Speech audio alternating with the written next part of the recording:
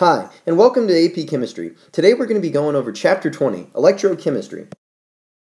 So, what exactly is electrochemistry? Electrochemistry is the science that deals with the relation of electricity to chemical changes.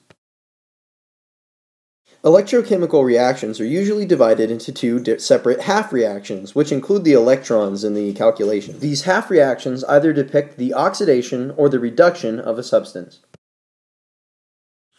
A common calculation in electrochemistry is calculating the electromotive force of a circuit. This EMF is the driving force that pushes electrons through the circuit. The EMF of a cell is called the cell potential and is denoted E subscript cell.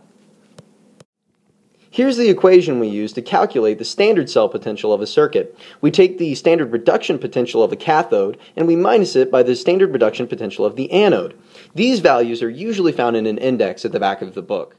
An important thing to remember when dealing with electrochemistry is the difference between a cathode and an anode, or the difference between an oxidizer and a reducer. Simply remember that electrons flow from the anode to the cathode, or from the reducer to the oxidizer. One important thing to know is the Faraday. 1 Faraday equals 96,485 joules per volt mole, or 96,485 Celsius per mole.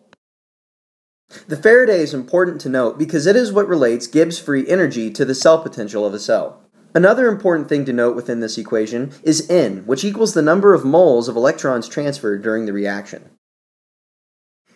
Finally, let's take a look at an example. Here we see the reduction half reaction and the oxidation half reaction for one larger reaction. Our goal with this problem is to combine the two half reactions into its one redox reaction. To do that, the first thing we have to do is balance the number of electrons found on both sides of the equation. So the first thing we'll do is multiply the redox reaction by 2. Next, to get the same number of electrons on both sides, we'll multiply the oxidation reaction by 5.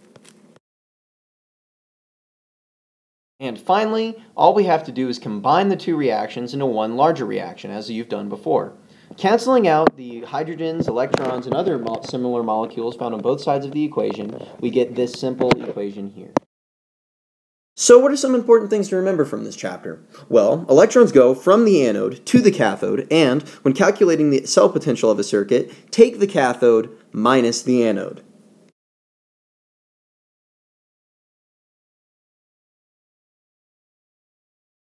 This has been a Mitch McKinley production.